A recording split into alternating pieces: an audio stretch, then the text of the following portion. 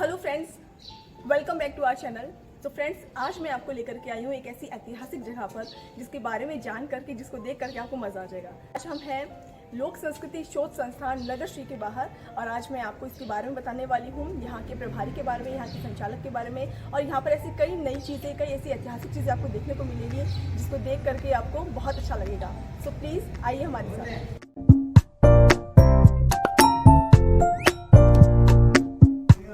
नगर श्री संस्थान के अंदर जो यहाँ के प्रभारी हैं, जिनसे मैं आपकी आज बातचीत करवाऊंगी, और इसके साथ साथ में आगे की वीडियो में आप देखेंगे कि यहाँ का जो इनका ऐतिहासिक एक पुस्तकालय है, जहाँ पर बहुत ही विरली, बहुत ही अच्छी अच्छी किताबें रखी हुई हैं और 100 साल पुरानी किताबें रखी हुई हैं। आई होप आपको बहुत मज़ा आएगा।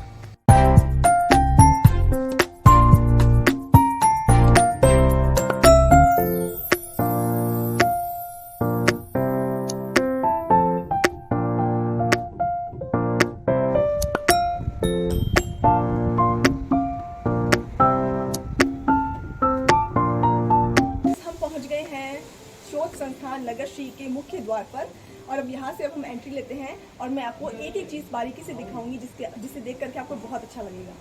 आइए, सबसे पहले तो मैं आपको जो यहाँ का मेन गेट है, यहीं की चित्रकारी दिखाना चाहूँगी कि कितनी बारीकी के साथ ये चित्रकारी की गई है। ये यहाँ का मुख्य द्वार है और ये कम से कम 100 साल पुराना द्वार है। और यहाँ की अब मीनाकारी, यहाँ की जो कारीगरी आप देखेंगे कितनी बारीकी के साथ की गई है कारीगर ने।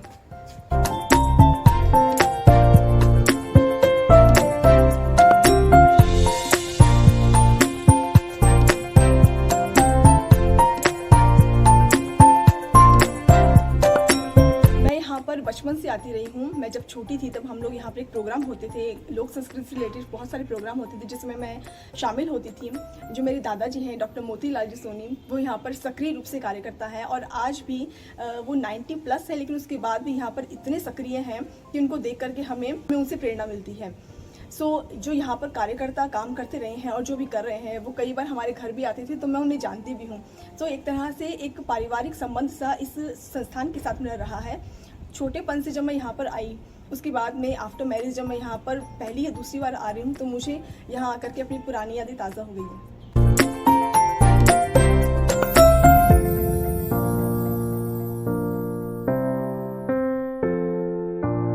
तो फ्रेंड्स, अब मैं आपको मिलाने जा रही हूँ इस शोध संस्थान के सचिव श्रीमान श्याम सुंदर शर्मा जी से। उनसे बात करते हैं और इस संस्थान के बारे में जुड़ी सारी जानकारी उनसे लेते हैं।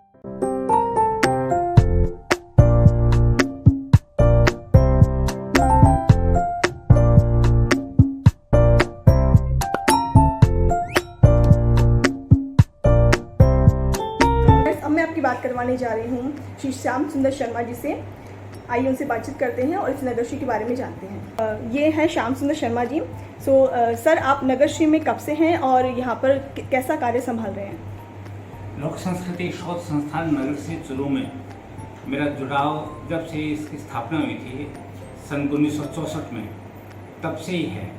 क्योंकि इनके जो संस्थापक थे, 5 संस्थापकों में एक मेरे पिताजी स्वर्गीय पंडित कुंज बिहारी शर्मा जी थे। उनके 2 मित्र श्री सुबोध कुमार जी अग्रवाल, गोविंद जी अग्रवाल और श्री श्रीनिवास जी दिलोदिया और श्री बारिक प्रसाद जी बर्दा, इन 5 मित्रों ने मिलकर के इस लोक संस्कृति शोध संस्थान नगर श्री की स्थापना की थी। तो उस समय मैं विद्यार्थी था, तो एक विद्यार्थी के रूप में इस संस्था के कार्यक्रमों में आता था। लेकिन ज्यों-ज्यों मुझे ज़्यादा समझ बढ़ने लगी, इसके प्रति मेरी रुचि बढ़ने लगी, मैं इसके नियमित इससे जुड़ाव हुआ और वर्तमान में पिछले 15 साल यानी 2007 से मैं लगातार इसमें सचिव के पद पर कार्यरत हूँ। कौन से ऐसे कारण हैं जिन्होंने आपको प्रेरित किया इस संस्था से जुड़ने के लिए, इसमें कंटिन्यू रहने के लिए? इस संस्था का मुख्य जो कार्य है वह है हमारी लोक संस्कृति, हमारी देश की संस्कृति, इतिहास, पुरातत्व और साहित्य, इन पर शोध करने का, उन पर खोज करने का एक कार्य ये संस्थान करती रही है। और इसके साथ साथ यहाँ पर जो गतिविधियाँ होती हैं वो एक अपने आप में एक ऐसी जीवंत गतिविधियाँ हैं जो दूसरों को आकर्षित करती हैं।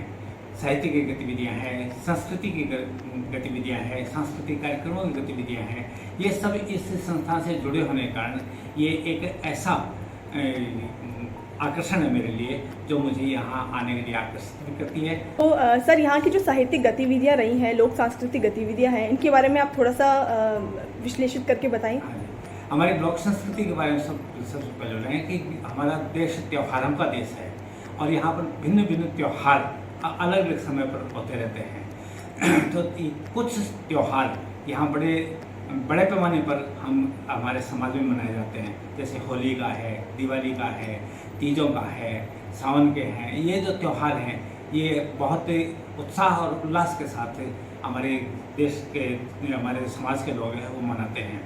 तो होली पर यहाँ पर गिंधड़ का प्रोग्राम बहुत बड़े स्तर पर होता था, नगाड़े की धुन पर, और लोगों का एक बड़ा हुजूम जिसमें सैकड़ों की तादाद में लोग एक साथ एक झुंड बना करके, एक घेरा बना करके और नाचते थे। जैसे गरबा गुजरात में प्रसिद्ध है, डांडिया नृत्य प्रसिद्ध है, हाँ, उसी प्रकार उसी से मिलता जुलता ये यहाँ की एक संस्कृति का ये गिंधड़ नाम का हमारा नृत्य था, जिसमें पुरुष स्त्रियों के वेश भी धारण करते थे, पुरुषों के वेश भी धारण करते थे और वो नाचते थे। और इतना रस आता था उनके नाचने के, एक ताल में, एक लय में जब वो नाचते थे तो सारा वातावरण इतना सुंदर बनता कि सब लोग बिना आवाज़ किए केवल उनके पाँवों की और घुंघरुओं की और उनके डंकों की आवाज़ों को सुनकर के मस्त हो जाया करते थे। और इसके अलावा हमारे यहाँ तीज का त्यौहार, सावन में जो महिलाओं का जो तीज का विशेष महत्व है, तो उस समय झूले झूलने का एक विशेष पर्व रहता था।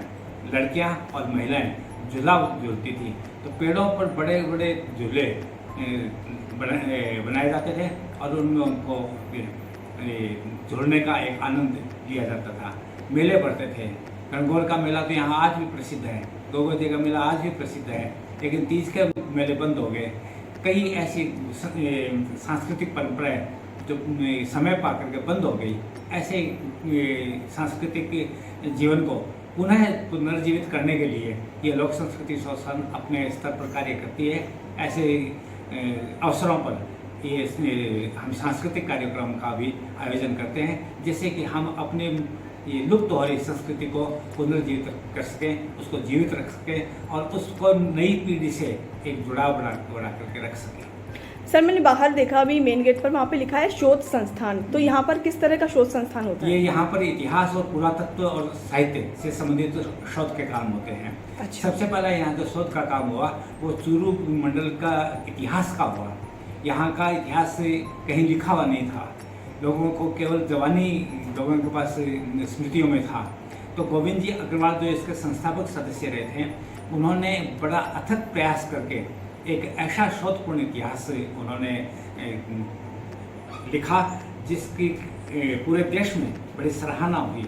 और मैं इस इतिहास की पुस्तक का यहाँ आपको दिखाना चाहूँगा कि इस 550 पेज की पुस्तक में उन्होंने जितने भी तथ्य दिए हैं उन सारे तथ्यों का प्रमाणीकरण उन्होंने इस इतिहास की पुस्तक के फुटनोट में नीचे दिए हैं। और ये फुटनोट हर पृष्ठ में मौजूद मिलेंगे, कहीं से भी किसी पृष्ठ को खोल लें, हर पृष्ठ फुटनोट से है। और जो फुटनोट में जो प्रमाण दिए हैं वो प्रमाण नगरश्री में मौजूद हैं। तो ये सबसे बड़ा शोध कार्य यहाँ है। इसके बाद में हमारे पास पोद्दार परिवार की व्यापारिक बहियाँ उपलब्ध हैं, बहुत बड़ी बड़ी मोटी बड़ी भारी भारी बहियाँ हैं। हाँ जी। वो बहियों, इन बहियों के अध्ययन से गोविंद जी ने जो मुड़िया भाषा में लिखी हुई है, और गोविंद जी अग्रवाल मुड़िया भाषा के राष्ट्रीय स्तर के विशेषज्ञ थे, उन्होंने जब इन बहियों को पढ़ा तो पता लगा कि आज से 200-250 साल पहले चूरू के इन व्यापारियों ने चूरू में रहते हुए और पूरे एशिया के व्यापारियों का व्यापार का, वस्तुओं के आदान प्रदान का इंश्योरेंस किया करते थे। ये इंश्योरेंस की शुरुआत आज से 200-250 साल पहले चूरू में होना मौजूद पाया गया है। इसका भी एक शोध ग्रंथ यहाँ से निकला है।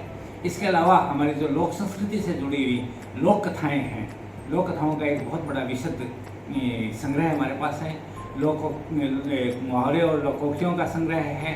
इसके अलावा अन्य हमारे जो साहित्य से जुड़े हुए जो शोध हैं वो यहाँ है। अब ये शोध संस्थान की जो पुस्तकालय है और शोध की जो सामग्रियाँ हमारे पास मौजूद हैं उनका अध्ययन करने के लिए भिन्न भिन्न विश्वविद्यालयों के विद्यार्थी जो शोधार्थी हैं, जो पीएचडी करते हैं, वो पीएचडी के स्टूडेंट्स यहाँ आते हैं और वो अब हमारे पुस्तकालय और यहाँ संग्रहालय का लाभ उठाते हैं।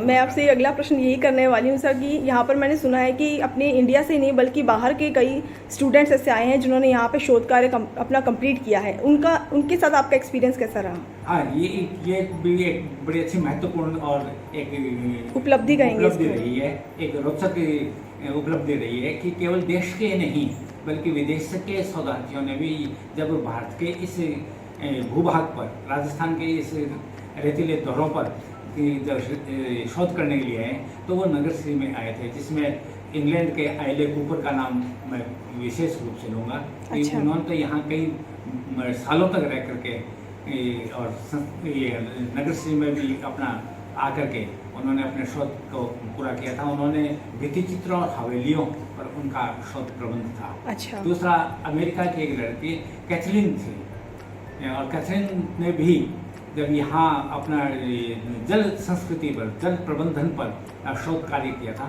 तो नगरश्री से वो जुड़ी हुई थी, आती थी। जापान की दो लड़कियाँ जो जापान यूनिवर्सिटी की थी, उन्होंने भी आकर के यहाँ से अपना शोध कार्य में मदद ली थी। तो ऐसे कई उदाहरण हैं जो विदेशों से भी हमारे पास शोधार्थी आए हैं। तो यहाँ का इतना रिच इतिहास होने के बाद भी अभी भी मुझे लगता है कि बहुत कम लोगों को इसके बारे में पता है, तो इसका क्या कारण है कि बहुत कम युवा इसमें इंटरेस्ट नहीं ले रहे? ख्याति की दृष्टि से अगर हम सोचें तो इस नगरश्री को देश के हर कोने में जो विद्वान लोग हैं, जो इतिहासकार हैं, जो साहित्यकार हैं, वो नाम मात्र से ही इस संस्था को जानते हैं, क्योंकि इसमें से अधिकांश लोग यहाँ इस संस्था में आए हुए हैं। जो बड़े बड़े इतिहासकार हुए हैं वो सारे इतिहासकार यहाँ तो नगरश्री में आकर के उन्होंने अपने यहाँ के कार्यक्रम को देखा है, यहाँ के शोध कार्य को देखा है।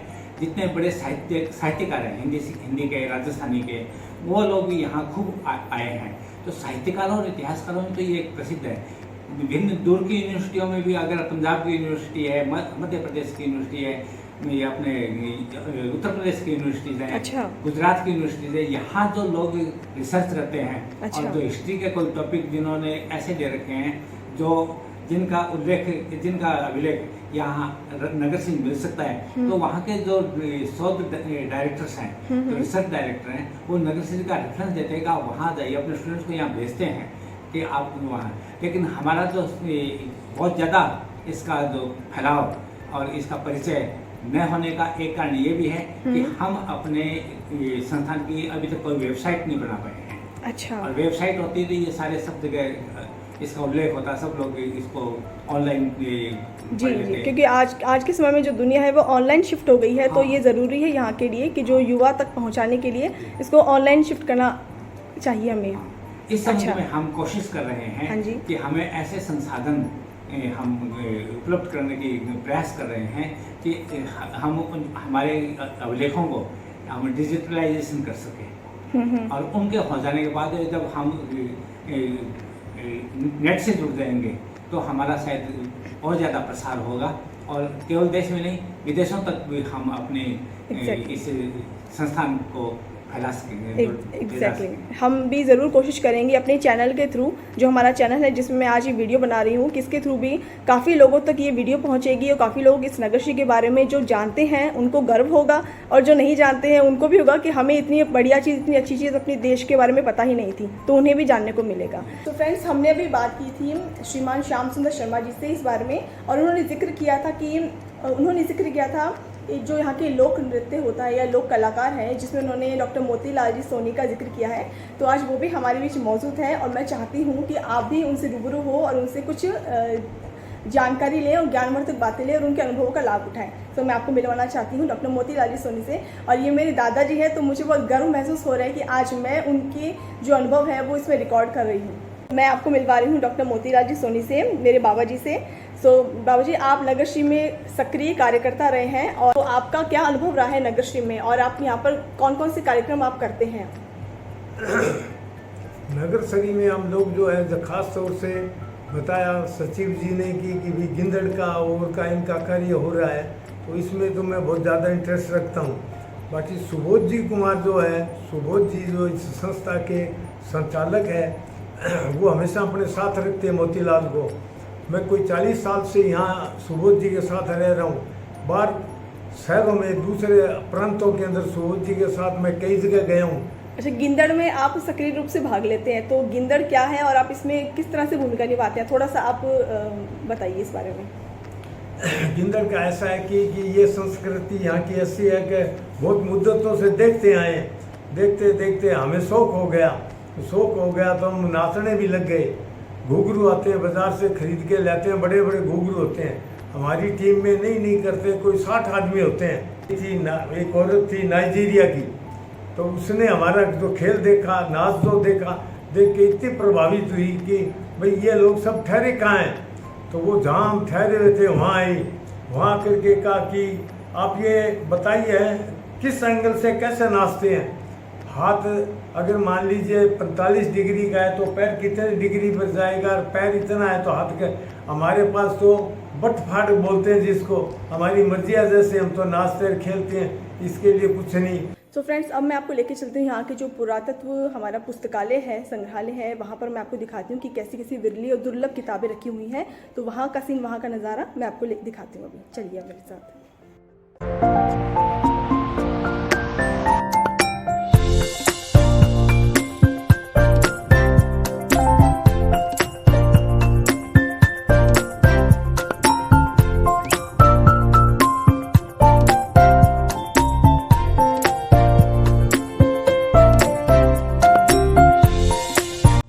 ज़्यादा बड़ा पुस्तकालय नहीं है, लेकिन यहाँ पर आपको किताबें बहुत बड़ी बड़ी और बहुत महान किताबें देखने को मिलेंगी। मैं आपको कुछ किताबें भी खोल करके दिखाऊंगी।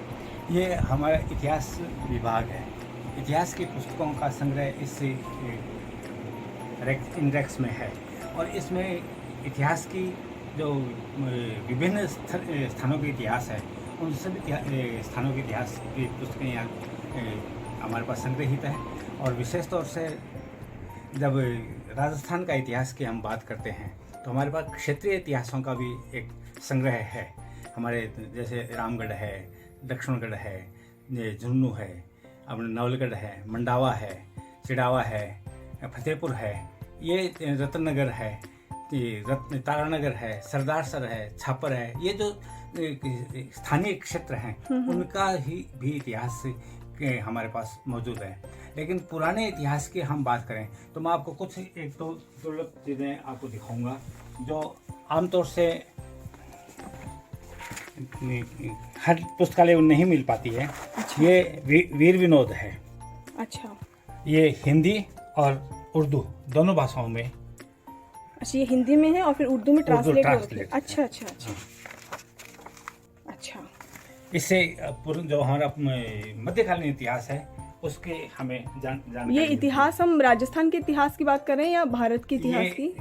ये मुख्य रूप से तो ये मुगल काल का इतिहास है। अच्छा। इसमें और राजस्थान का इसमें विशेष रूप से उल्लेख है। अच्छा। क्योंकि मुगलों ने राजस्थान में बहुत ज्यादा संघर्ष किया था इस राजस्थान को अपने कब्जे में लेने के लिए। तो उसकी सारी गाथाएं इसमें हमें मिलेंगी। अच्छा। हमारे यहाँ कौन कौन से युद्ध हुए हैं, कितने कितने उन्होंने युद्ध किए हैं, उनकी वीरता के जो गुणगान हैं वो इन इतिहास की पुस्तकों में हमें बहुत अच्छी तरह मिलते हैं। ये हमारे 3 वॉल्यूम जो एकदम बड़े हैं, ये अग्रवाल जाति के इतिहास के हैं। अच्छा। तो ये एक वॉल्यूम को अगर हम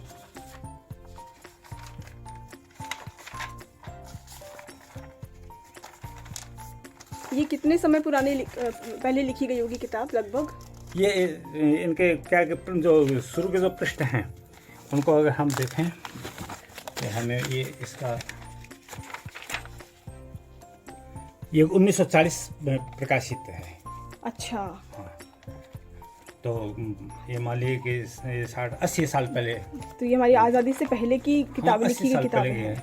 ये मारवाड़ी समाज जो इस क्षेत्र का है उन लोगों ने कहाँ क्या क्या व्यापार किए हैं, तो उनके व्यापारियों के भी है, जातियों का भी है। प्राय यहाँ हर जाति के उद्गम का और उनके कार्यों का इतिहास मिलेगा। जैसे अग्रवाल जाति है, माहेश्वरी जाति है, ओसवाल जाति है, जाट जाति है, विष्णुई है, ब्राह्मण हैं, ये जितने भी हमारे जो जातियाँ हैं समाज में, उनका क्या इतिहास, कब से इनका प्रादुर्भाव हुआ। अच्छा, इनकी संस्कृति, इनका रहन सहन, कल्चर, सब कुछ हमें किताबों में देखने को मिलेगा। हम हर वर्ग के जो पाठक हैं उनका हम यहाँ पर ज्ञानवर्धन हो सकता है। और ये हमारे पास जो कुछ पुस्तकें ऐसी हैं, जैसे मैं हिंदी की बात करूं तो ये महादेवी वर्मा की दीप शिखा पुस्तक है। इस दीप शिखा पुस्तक को अगर हम खोल के देखेंगे तो इसके चित्र और महादेवी वर्मा की हस्तलिपि में लिखी हुई उनके गीत और उनकी कविताएं, ये उनकी हस्तलिपि है, ये उनकी हस्तलिपि है। उनको ये फोटो की हुई है। अच्छा, उनका प्रिंट आउट निकाल करके और फिर रखी गई, वरना ये उनके खुद के हाथ की है, उनके हाथ के द्वारा बने हुए चित्र हैं और उन्हीं के, और ये जो चित्र है ये उनके हाथ के बनाए हुए चित्र हैं। उनके हाथ के बने हुए चित्र हैं और उन्हीं के ये हस्तलिपि में ये सारी, तो ये पूरी पुस्तक ही है। अब जो पुस्तकें उपलब्ध हैं उनमें केवल कविताएं प्रिंट की हुई हैं, हस्तलिपि में नहीं, वैसे कंपोज करके प्रिंटेड है, लेकिन कंप्यूटराइज है वो सारी। हाँ, कंप्यूटराइज है, या पहले जैसे प्रेस में छपती थी कंपोज करके वैसी है। लेकिन इस तरह की पुस्तकें बहुत दुर्लभ है, कहीं मिलना मुश्किल है। सो फ्रेंड्स, मैं आपको बहुत ही दुर्लभ किताब दिखाने जा रही हूँ जिसका नाम है दीप शिखा, और ये महादेवी वर्मा जो हमारी महान कवयित्री रही हैं उनके द्वारा लिखित है। और इसकी सबसे रोचक बात ये है कि इस किताब में जो लेखनी है वो महादेवी वर्मा की स्वयं की लेखनी है, उनकी खुद की हैंड राइटिंग है ये, जिसको प्रिंट आउट निकाल करके यहाँ पर संजोया गया है। और ये जो चित्र बने हुए वे उनके हाथ के बने हुए चित्र हैं सभी। तो ऐसी दुर्लभ किताब आपको दोबारा देखने को नहीं मिलेगी, ये ऐसी विरली किताब है ये। मैं आपको कुछ और पेजेस दिखाती हूँ। ये देखिए, ये इनके खुद की बनाई हुई ड्राइंग जिसे मैं कह सकती हूँ, और ये जो लेखनी है उनके खुद के हाथों की लिखी लेखनी है। ये तो बहुत ही कमाल की आपने जानकारी दी है, बहुत ही कमाल की किताब दिखाई है सर। इसके अलावा मैं आपको हमारा एक पुस्तक और दिखा रहा हूँ। हाँ जी, ये तुलसीदास जी कृत रामचरितमानस है। इसका प्रथम पृष्ठ का आप देखिए, ये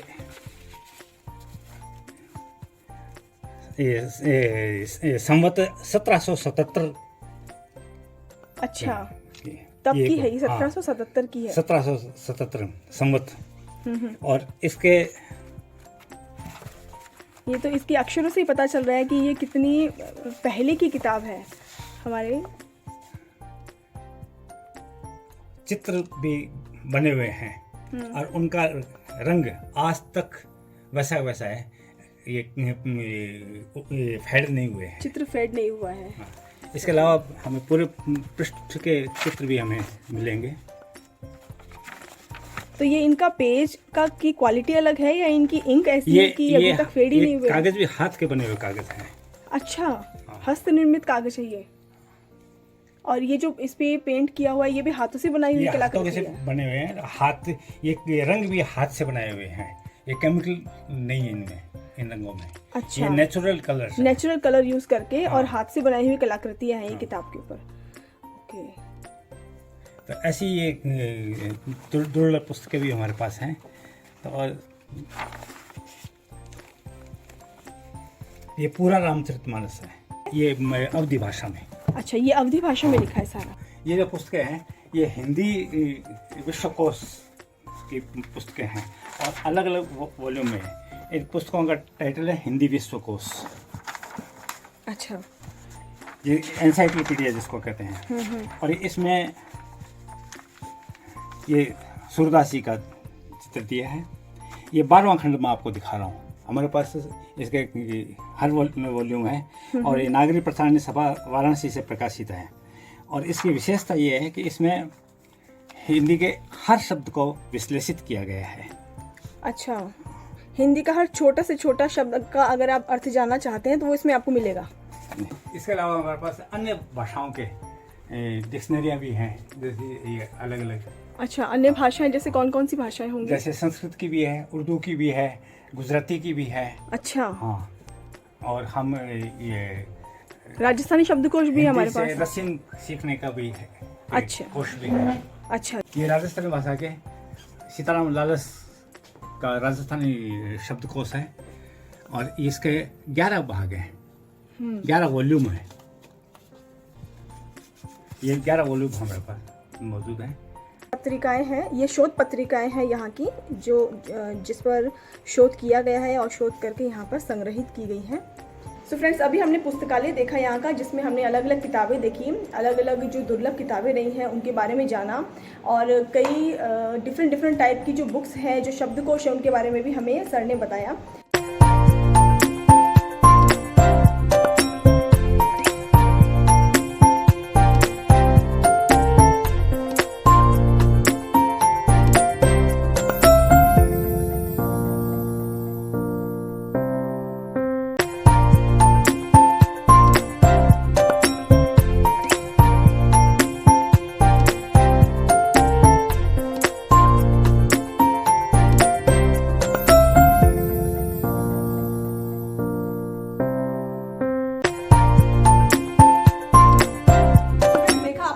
यहाँ की लोक संस्कृति और लोक सभ्यता को बचा के रखा हुआ है, तो हमारा भी ये कर्तव्य बनता है युवा होने के नाते कि हम यहाँ की संस्कृति, यहाँ की सभ्यता और ये जो पौराणिक इतिहास है इसको संजो कर रखें। और इसके लिए ज़रूरी है कि हमें इनसे जुड़ना होगा। आज का युवा जो धीरे धीरे इन पुरानी संस्कृतियों से, अपनी जड़ों से कटता जा रहा है, उसके लिए ज़रूरी है, उसके लिए जानना ज़रूरी है कि अगर उसे अपना विकास करना है, अगर उसे सक्सेस पानी है, अगर उसे ग्रोथ करनी है, उसे ग्रो करना है अपनी लाइफ में, तो उसे अपनी संस्कृति और अपनी सभ्यता से, मतलब अपनी ज़मीन से जुड़े रहना होगा। सो इसी संदेश के साथ मैं इस वीडियो को रैप अप करती हूँ, इस वीडियो को समाप्त करती हूँ। नेक्स्ट वीडियो में मिलते हैं आपसे एक नए टॉपिक पर, एक नए विषय पर। तब तक के लिए thank you so much for watching.